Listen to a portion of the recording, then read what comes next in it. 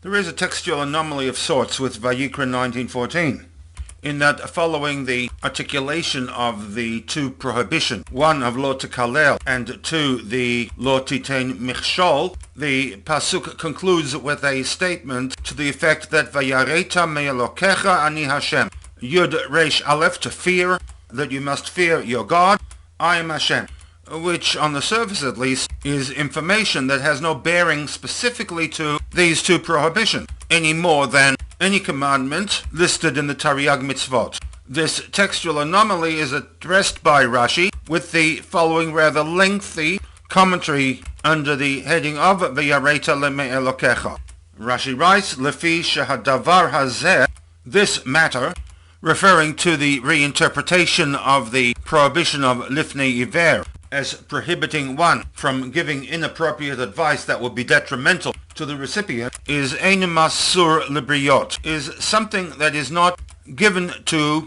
people. In other words, human beings do not have the ability of reading the minds of other human beings, and therefore it is really impossible to determine im dato shel zeh, whether the intent of the one giving the advice was letova or lera'ah, was given in good faith, or whether there was some malicious intent in providing advice that would be detrimental to the one receiving that information. Because people cannot read the minds of others, and if the advice that was given turns out to be detrimental, v'yachol lihishamet, the giver of the inappropriate advice can escape responsibility by saying, L'tova nitkavanti, my intentions were not bad, they were good. Unfortunately, things just turned out bad for the recipient. And therefore, lefichach ne'mar ba v'yareta me'elokecha. Moshe Rabbeinu, in the name of God, attaches two words to the prohibition of lifnei iver, that one must fear your God, because in the belief system of Judaism, Hamakir Machshvatech, HaKadosh Baruch Hu has the ability to recognize the nature of your thoughts. Rashi concludes with a statement that V'chein kol davar hamasur lelibo shel adam ha'osehu, each and every act for which the intent can only be known with certainty by the person who performs it, an act that ve'ein shar habriyot makirot bo, no other human being has the ability of recognizing, identifying the motivation behind that particular act, whether for good or for bad, ne'mar bo, attached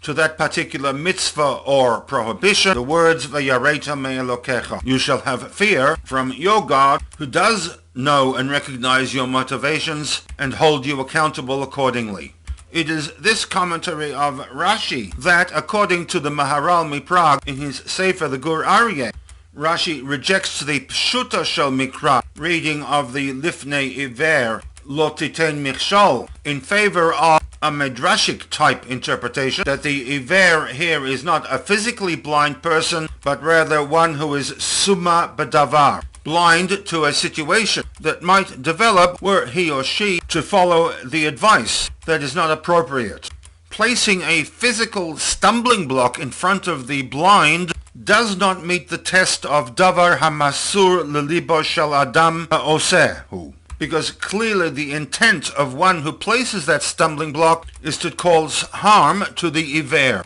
and therefore, if that condition is read into the words of Vayareta me'elokecha, then theoretically there would be no need for Moshe to have included these four words into Vayikra 19:14. The fact that the words have been included would suggest and underpin Rashi's rejection of a Pshuta Shel Mikra reading of the command of Lifnei Iver Lo Titein Michshol. In the next panel, the Rebbe would argue that this explanation from the Maharal Miprag is somewhat problematic in justifying Rashi's rejection of the Pshuta Shel Mikra option for the Lifnei Iver.